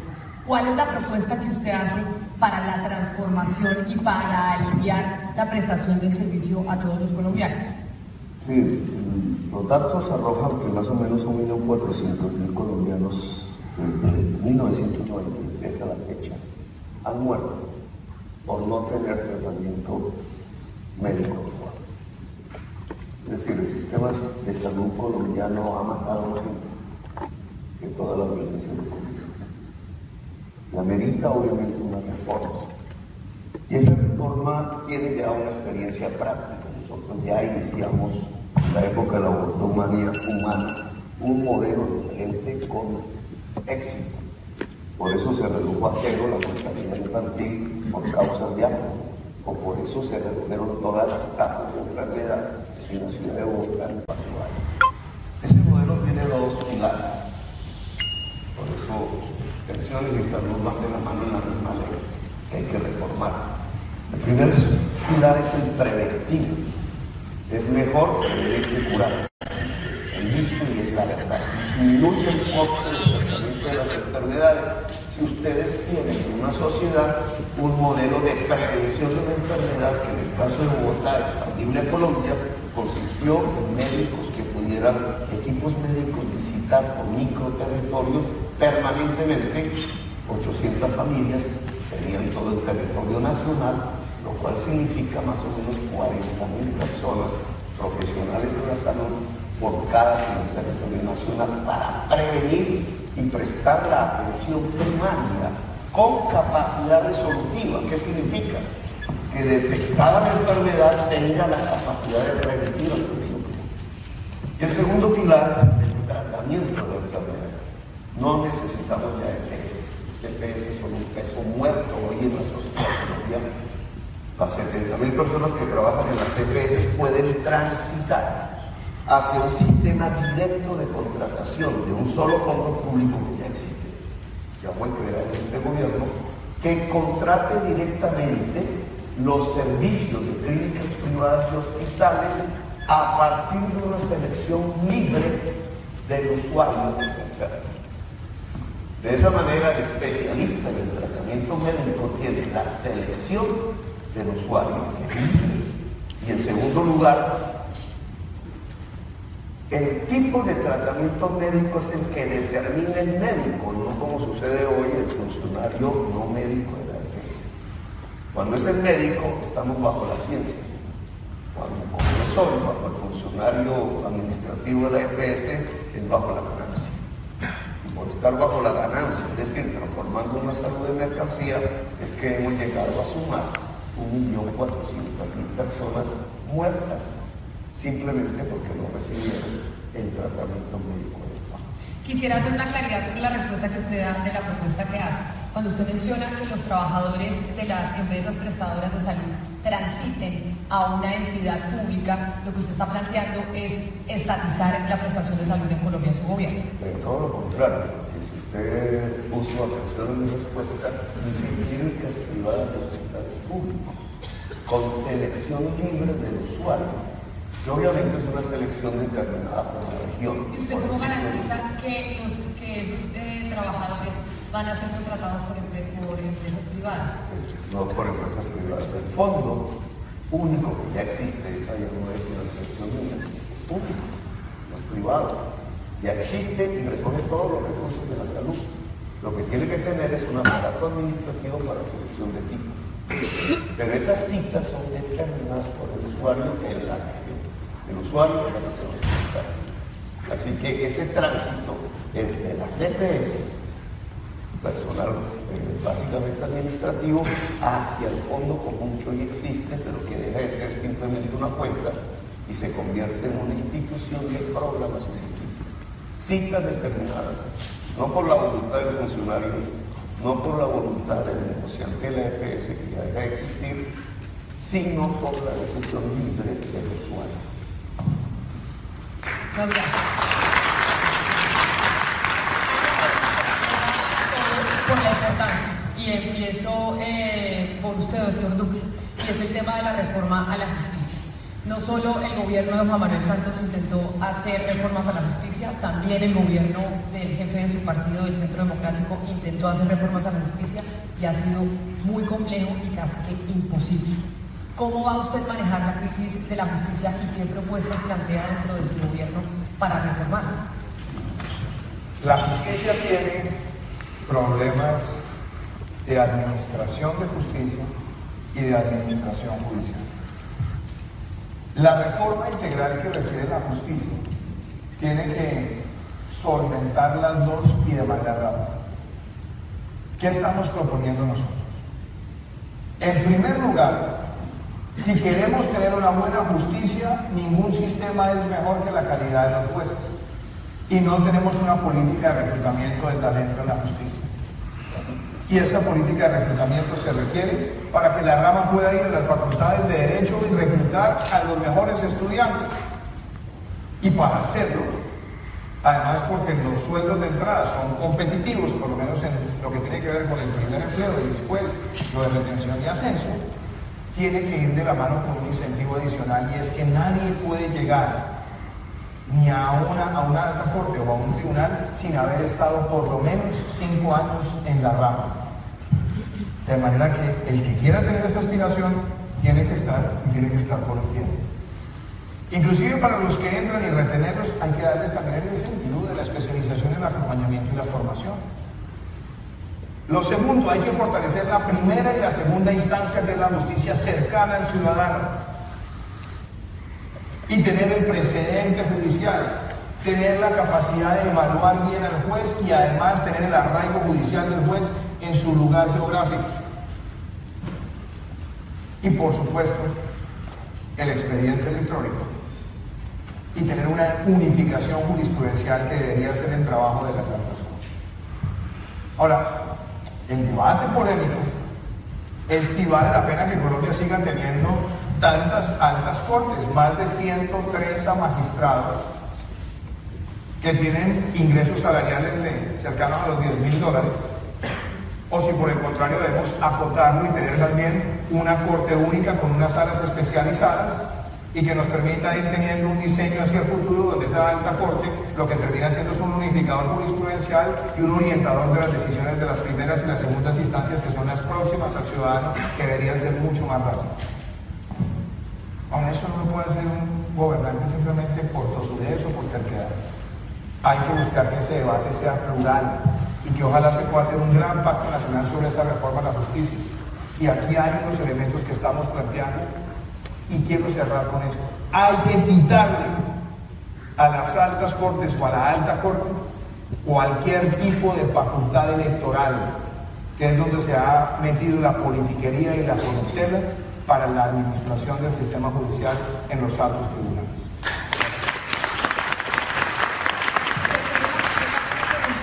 Para usted, pero además de eso es cómo lograr esa reforma a la justicia, porque estos planteamientos pues se han hecho en el pasado, pero ha sido imposible que el Congreso realmente tramite la reforma por cuenta de las presiones que vienen desde la misma rama judicial. Digamos, las dos visiones, podemos utilizar esa metodología. La que tiene que ver con acceso, rapidez, morosidad. Ese es un tema que yo suelo llamar de ingeniería de sistemas, no solo computadores, yo no me estoy refiriendo a eso, no, lo que significa un sistema que se entraba permanentemente y que impide tomar decisiones a tiempo, decisiones sólidas, con un grave riesgo de inseguridad jurídica que estamos viviendo hoy en Colombia. Ya hasta saber si yo puedo hacer una alianza política o no depende de unos abogados. Realmente todo termina siendo un problema de abogados con multiplicidad de interpretaciones. Multiplicidad de interpretaciones que coexisten en las mismas cortes. Porque hemos pasado de un sistema originariamente francés, de fuente del derecho privilegiado de la ley, a un sistema cuasi anglosajón con la consulta de los antecedentes, pero sin el rigor que tienen aquí. Cuando un juez cambia la postura del antecedente, tiene que explicar rigurosamente, hay un método para cambiarlo. Allá no. Todas las cortes hay sentencias que coexisten y son absolutamente contradictorias. Lo que está entonces en la base es un problema de gerencia, de acceso a expediente digital. Francamente es un real problema de organización como lo concebimos originalmente en el 91. Yo fui el delegado del gobierno, el vocero ante el gobierno de la constituyente del 91 y propusimos un Consejo Superior de la Judicatura pequeño, técnico, casi que la condición era no ser abogado. Y lo que creamos fue realmente un monstruo, un leviatán de abogados que realmente no funciona en términos de simple administración. Pero el problema de la cúpula es un problema distinto. Es un problema donde se ha instalado la corrupción, ciertos procedimientos. Yo no te investigo para que tú no me investigues, en un entramado de intereses entre la justicia, la alta justicia y el Congreso de la República, que está muy ligado al problema de corrupción que es hijo del sistema político. Y luego la puerta giratoria, eso de que desde la Procuraduría, desde su compañero ahora en la reciente consulta, desde la Procuraduría hacer nombramientos pues, para obtener votos en las Cortes. Eso hay que romperlo. Y eso hay que romperlo regresando a la verdadera autonomía de la justicia que se nos ha politizado. ¿Y eso cómo se logra, Camila? Yo propongo, tengo claras las ideas y las voy a proponer el 7 de agosto si soy elegido presidente y se las propondré al Congreso. Y el desafío para el Congreso es obrar limpiamente y desentrabar esta dificultad nacional que no hemos podido resolver por el nudo que implican los conflictos de intereses en la cúpula de la justicia. Si eso no funciona, si el Congreso se niega, para ese propósito estoy listo a convocar una asamblea constituyente limitada para reformar la justicia, privar al Congreso de esa capacidad y vamos a discutir esto los colombianos en una instancia distinta. No la asamblea de Petro, que es la general, regional para todos, ¿no? Esa no me suena, pero para la justicia con carácter limitado sí estoy dispuesto a hacerlo.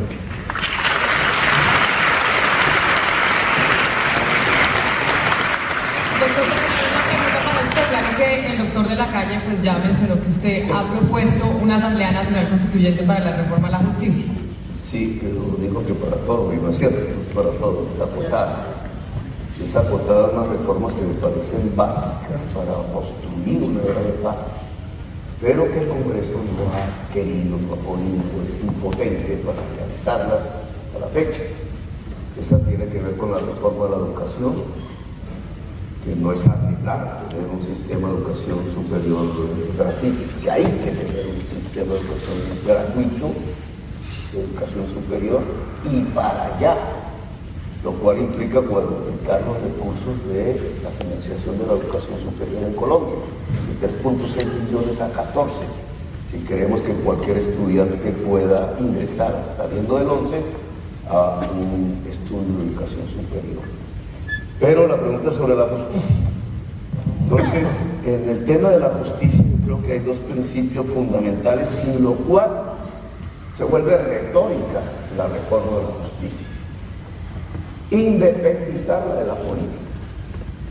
Es que la corrupción en la justicia no nace del interior de la justicia solamente, nace inducida por la corrupción de la política. El cartel de la toga sucede porque un dirigente político lo construye. El actual candidato presidencial, pero eso no voy a hablar aquí porque no está aquí.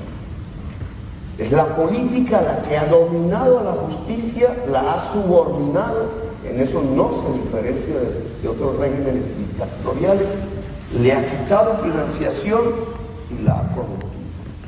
Por tanto, una primera base de la reforma de la justicia fundamental es lograr la plena autonomía de la justicia como poder público, lo cual significa separarla completamente de procesos de tipo político del Congreso de la República, de selección de magistrados, etc. El problema no es cuántos magistrados hay en Colombia, el problema es que los magistrados sean independientes de los poderes políticos. Y un segundo aspecto que tiene que ver con la autonomía y es fundamental es la financiación. Si la financiación de la justicia pasa cada año por la discusión en el Congreso de la República de tal o cual partida, ahí tiene subordinada la justicia a la política. Pero si la financiación del Poder Judicial completo está determinada por una fórmula constitucional, como lo era la educación antes, usted tiene una protección a la financiación creciente del Poder Judicial, y si este es autónomo, tiene una separación real del poder político. De esa manera, nuestra justicia podría ser eficaz. Y la eficacia de la justicia consiste en que pueda brindarle justicia a la ciudadanía. Ese es un eje fundamental de la paz. El método, creo yo, con Humberto de la Calle, que debe ser una asamblea constituyente acotada a 5 grandes reformas: la educación pública, la salud, la justicia, la política y el tránsito hacia una economía productiva. Me lleva a preguntar, porque el doctor Petro y Humberto de la Calle dijeron: si no pasa en el Congreso la reforma a la justicia, proponemos una Asamblea Nacional Constituyente. ¿Cuál es la propuesta suya si eso que usted planteó el Congreso no lo aprueba, como históricamente no lo ha aprobado? Yo he pensado mucho si se puede y cuánto tomaría hacer una asamblea constituyente. ¿Qué problemas veo yo? ¿Cuál es la práctica para que la constituyente pueda ser convocada? Requiere la presentación de un proyecto de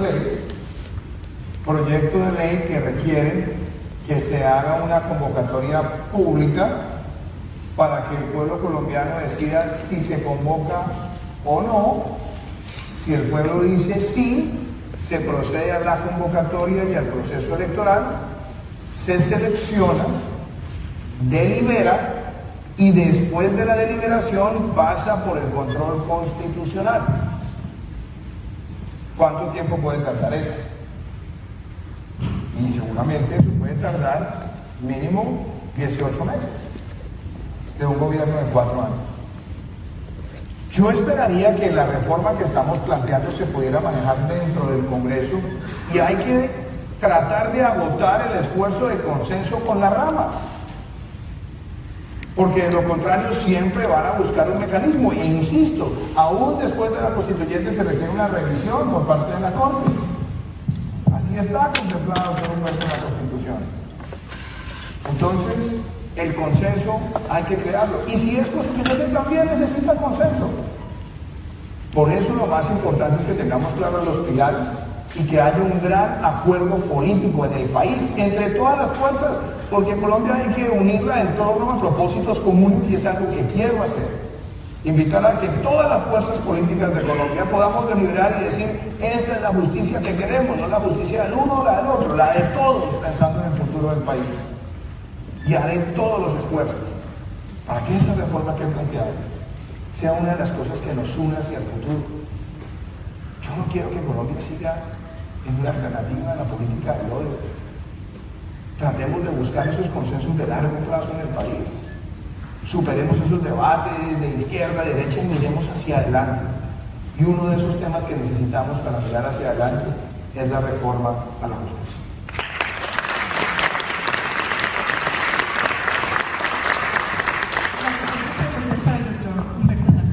Según Indepaz, más de 165 líderes sociales han sido asesinados desde que se firmó el acuerdo de paz. ¿Qué propuesta para protegerlos e incluirlos tiene usted en su gobierno de ser elegido el 7 de agosto? Y preguntamos si considera que estos asesinatos son sistemáticos, y qué propuestas puede haber para incluirlos de verdad como un participante, como una de las promesas de los acuerdos de paz, de que se incluyan a los colombianos de una manera mucho más amplia en el desarrollo del gobierno. El verdadero talón de Aquiles en este momento, frente a la puesta en práctica, llevar a la realidad el acuerdo de La Habana, es el de los asesinatos, no solo de reclamantes de tierras, no de defensores de derechos humanos, de líderes sociales. Ese es un fenómeno enormemente grave y por ese camino se nos puede arruinar toda la posibilidad de conseguir una paz firme y duradera. Por lo tanto, quiero recordar, nuestra propuesta fue no solo escoltas y carros blindados, sino atacar aquellos elementos que sistemáticamente están actuando para cegar la vida de esos líderes. Hay estructuras en Colombia, oscuras estructuras en Colombia cuyo designio es ese.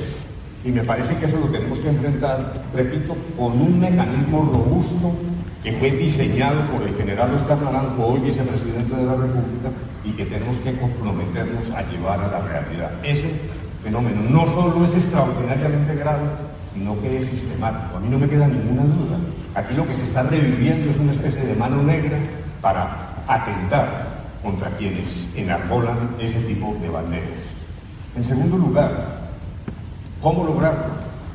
Yo propongo un pacto nacional de no violencia en todos los municipios de Colombia, no solo en Bogotá, en cada municipio, el mismo día, a la misma hora, para que todas las fuerzas políticas, incluidos aquellos que votaron no en el plebiscito, porque ese sí yo creo, doctor Duque, que es el verdadero tema nacional, para que todos rechacemos la violencia, para que sepamos además que los confines de la no violencia no son solo grupos armados, es el feminicidio, es lo que ocurre en términos de violencia intrafamiliar. Y alguien me dijo, bueno, pero eso suena un poco retórico. No, en muchos países ha funcionado. ¿Por qué? Porque esa mano siniestra que está matando muchas veces cree estar siguiendo instrucciones. Los insultos en las capitales se convierten en asesinatos en los confines de Colombia. Eso fue lo que pasó en la violencia liberal conservadora. Luego tenemos que enviar ese mensaje de manera vigorosa. En tercer lugar, la reconciliación. La reconciliación. No podemos seguir alimentando los odios. Yo no estoy de acuerdo con mirar al pasado.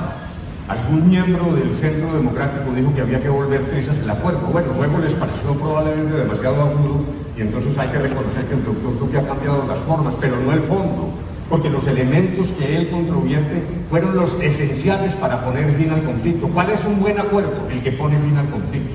Y lo logramos.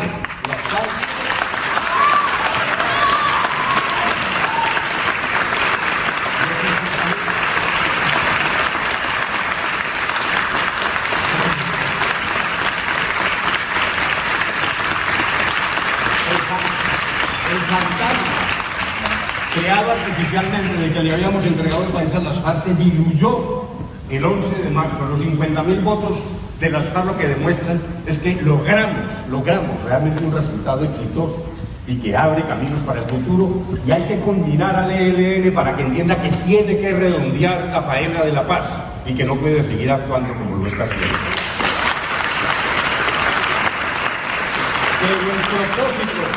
Pero el propósito final es la reconciliación de los colombianos. No perdamos de vista eso. Con dar marcha atrás en estas discusiones no nos vamos a ganar nada. Construyamos sobre lo que tenemos hacia el futuro, hacia una alianza colombianista, hacia esa unidad de que habla el doctor Duque, que es la que estamos proponiendo y clamando todos. Ese realmente es el faro que debe guiar la acción pública en Colombia en la siguiente década.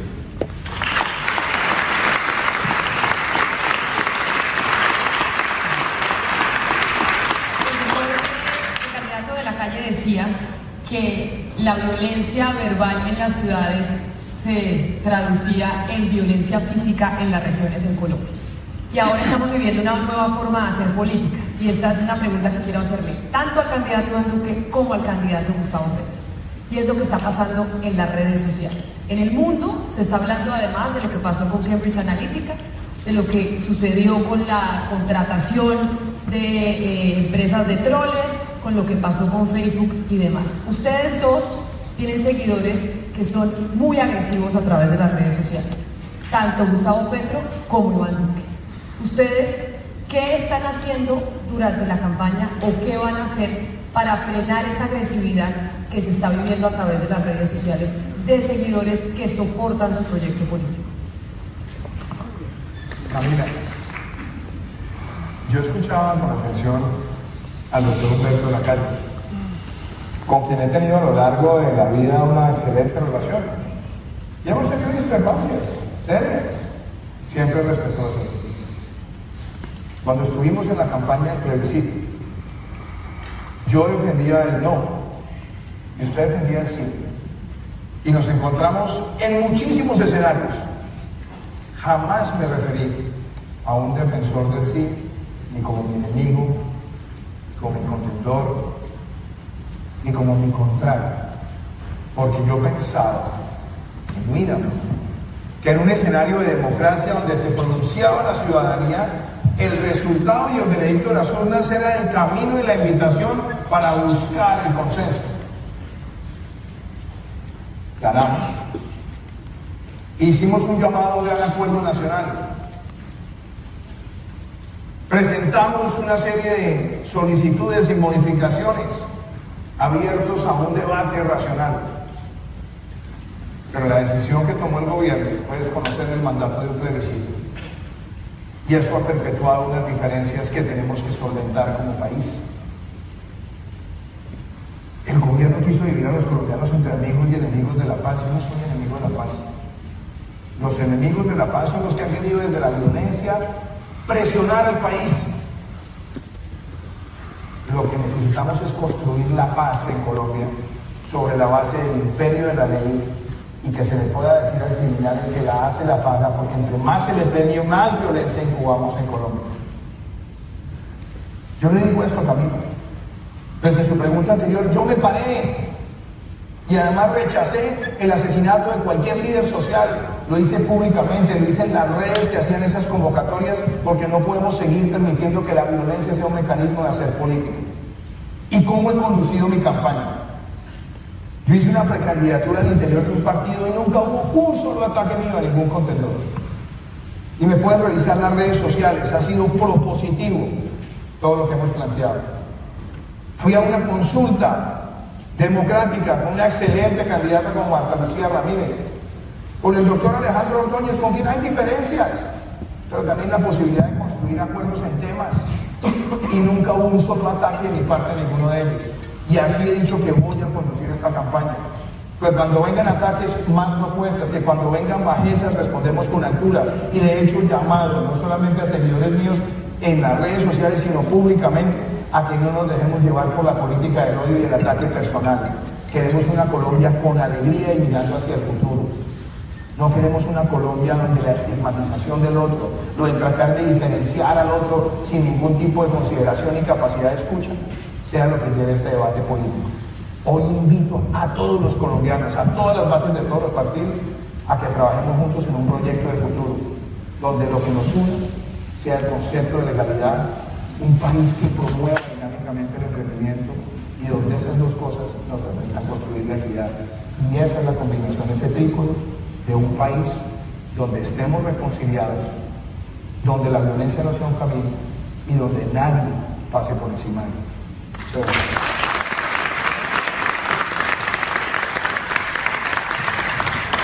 En realidad, ojalá fueran así bonitas las campañas. Y la experiencia concreta es precisamente la de Silva es no. Tuve una distancia en relación a ese plebiscito, pero indudablemente por ser red, pasó, lo sentí. Es que ponen a rodar las campañas en los carriles, de los candidatos, las figuras prestantes hablan bonito, hablan decente, pero va a otra campaña, porque va, paga y financiada. Esa es una campaña de la guerra sucia, de la manipulación.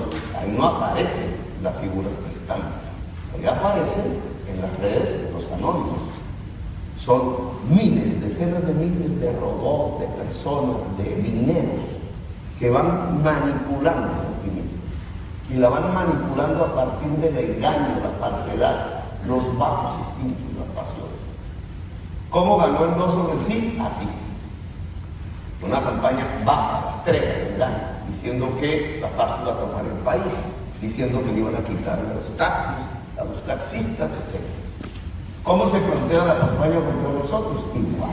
Son dos carriles, uno decente y aparente, muy al estilo de los gobernantes colombianos, y otro rastrero, profundamente. El compromiso mío es que yo no uso los descartes, uso uno, el debate abierto y debate, no el segundo. El segundo es el Cambridge Analytica, entre otros. Esos se pagan con mucho dinero. Y en Colombia hoy hay invertido muchísimo dinero en la construcción de una campaña difamatoria, sucia, rastrera y baja, tratando que ganen los candidatos. La gente, juntando estas preguntas en fila, hay un tema que es fundamental, que tiene que ver con la muerte de los líderes sociales, que tiene que ver con la posibilidad de que el fin de una violencia pueda ser seguida, no de una era de paz, sino de una nueva violencia todavía más bárbara, que es lo que empezamos a ver con las estadísticas y la realidad colombiana. Y ahí hay un punto central que es la gente. Cuando se dice es que los militares de los falsos positivos deben ser castigados y tal, ¿saben que no? ¿Saben que ese no es el camino de Colombia? A mí, como presidente, me interesaría que esos militares, funcionarios, guerrilleros, paramilitares, etcétera, terceros que llaman, dijeran la verdad. Porque la verdad es fundamental para pasar la página hacia no una nueva venganza, sino hacia una era de paz. Y la verdad aparece si la gente, tal como se concibió, es el eje de la justicia para la reconciliación. No una JEP reportada para que solo unos digan la verdad y otros callen, sino una JEP integral para que todos y todas digan la verdad, de tal manera que sobre la verdad se pueda construir una verdadera reconciliación. Cuando aquí hay proyectos políticos que están diciendo que hay que recortar la JEP, que es el mecanismo central del acuerdo de paz, lo que están diciendo es que no quieren que la verdad avance. Una verdad que tiene nombres propios y que no trata simplemente de oficiales del ejército, ¿no? O de guerrilleros. Tiene que ver con grandes poderes civiles y nombres propios de personalidades civiles que desencadenaron el genocidio y la muerte en Colombia. Para mí, poder frenar la muerte de líderes sociales, aunque yo pregunto, poder rescatar la justicia en Colombia y poder construir la posibilidad de una era de paz pasa por un hecho fundamental, la verdad integral. Y esa verdad integral no tiene un instrumento que está siendo atacado por ustedes, la justicia especial para la paz, que debe ser integral para todos los componentes de la violencia y que tiene que dejarle a la sociedad colombiana algo que es fundamental para superar todas las violencias, la verdad. Gracias.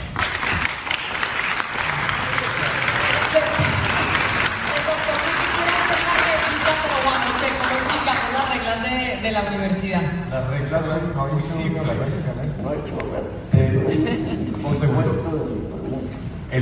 Desafortunadamente lo que hace falta es tiempo. Tiene 30 segundos, por favor. 30 segundos porque es que nos sacan del edificio, doctor, tú, pero es que no quedan los candidatos del edificio. Yo lo que quisiera decir acá es el doble rasero que no podemos tener en el país. Cuando yo pido justicia no es justicia para unos, sino para otros, sino que haya un concepto integral objetivo del crimen. Mire, doctor Petro, usted dio una entrevista hace unos años donde decía los criminales de lesa humanidad no pueden ser elegibles y deben tener una sanción ejemplar. Yo no me lo estoy inventando yo. Colombia entró a la Corte Penal Internacional para que no quede en la impunidad sus crímenes. Y yo lo que le pido a los colombianos es que tengamos una cosa clara, y es que no hay ninguna diferencia entre un asesinato cometido por un paramilitar y uno cometido por un guerrillero. No hay diferencia entre un secuestro cometido por uno y cometido por otro. No relativicemos más la justicia y permitamos que la paz se construya en un país donde le diga a cualquier criminal el que la hace la paga, y no premiemos unos crímenes simplemente porque están revestidos de cierto aroma ideológico. El país necesita justicia.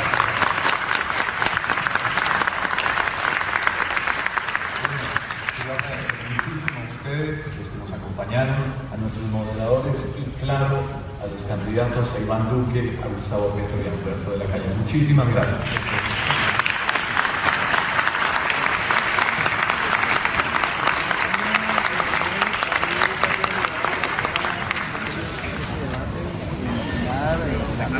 batalla de los candidatos, ya sacaron conclusiones. Estos debates